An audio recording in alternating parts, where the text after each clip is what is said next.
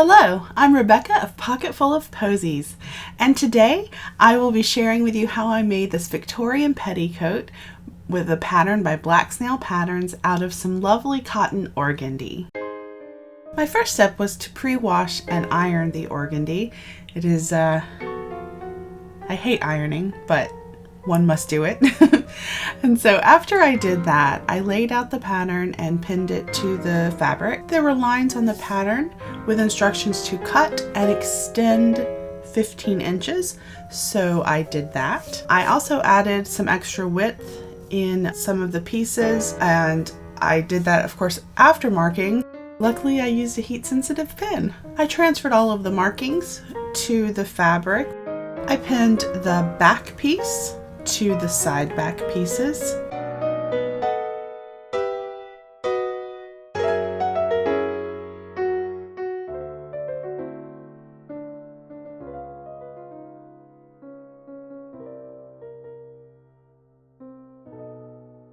Then I pinned the front piece to the side front pieces.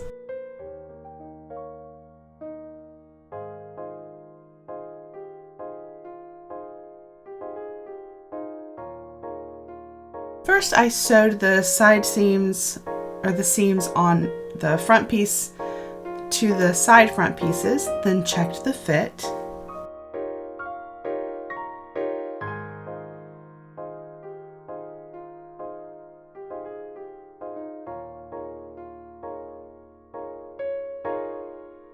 And then I sewed the back seams, and I left an opening on the left side.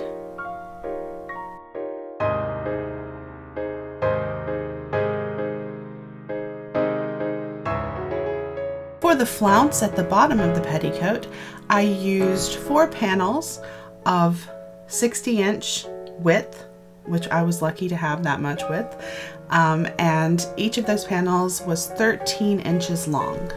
I pinned those together and just selvage to selvage. At this point, of course, my machine started acting up, so I changed the needle.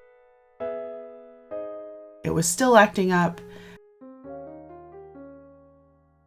and so I just rethreaded it, and then voila, magic! It started working again.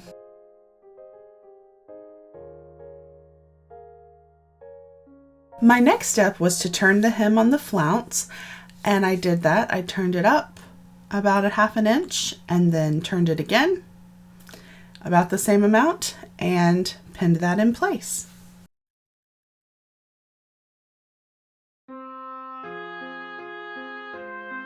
Next, I took it to the machine and sewed that hem down.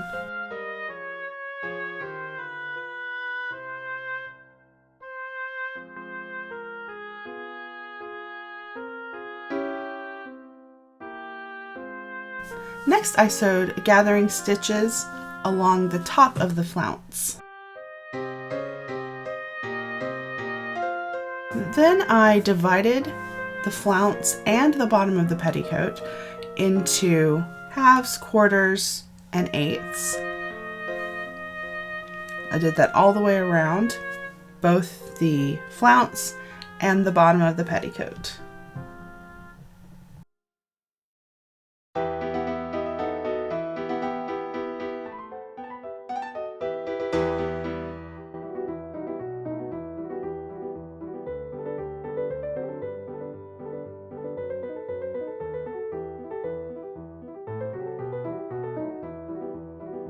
Next, I pinned the flounce to the petticoat, matching those divided markers.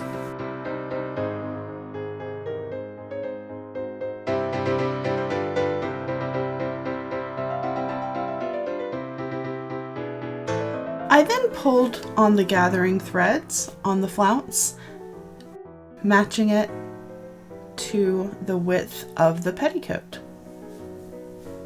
And I pinned it in place.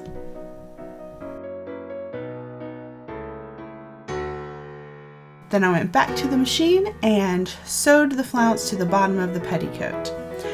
And I pinned and sewed this wrong sides together.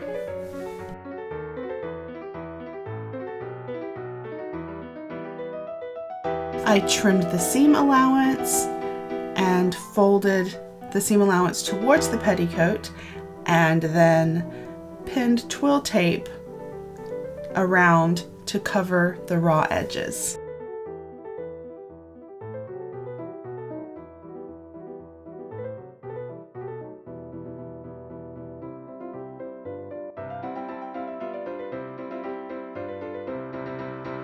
Next, I sewed that twill tape down along both edges, all the way around the petticoat.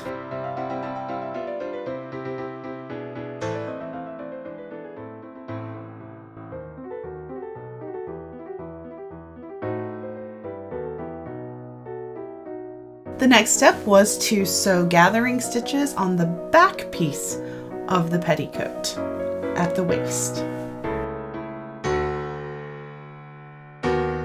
I pulled those gathering stitches. The instructions said to make it 3 inches to 3.5 inches wide.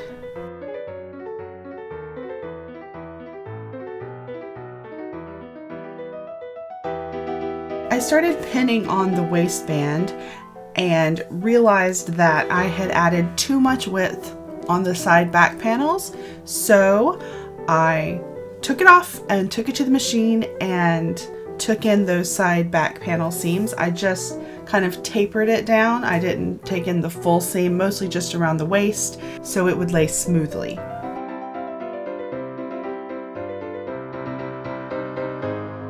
Pinned the waistband again, and success!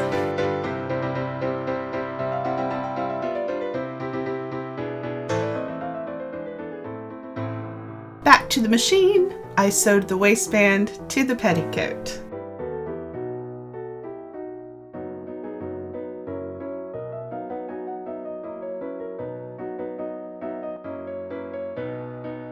Then I trimmed the seam allowance and turned and pinned the waistband to the inside.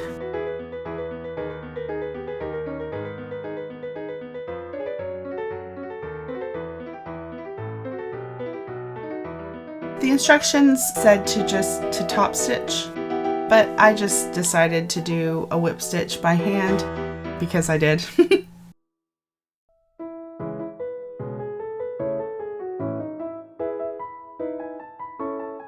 The final step was adding ties to close the waistband. I just used the twill tape that I already had.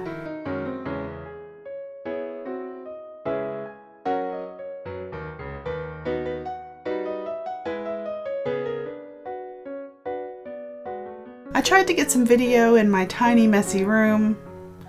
No luck. I mean, you see what it is.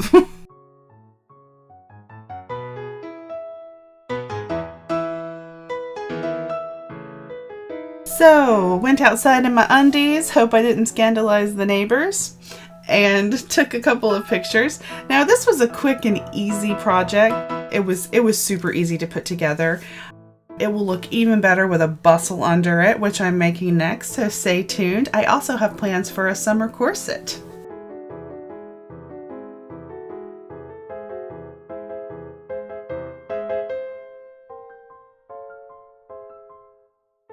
Thank you so much for watching. I hope you enjoyed this video, and I hope you join me again on my next sewing adventure.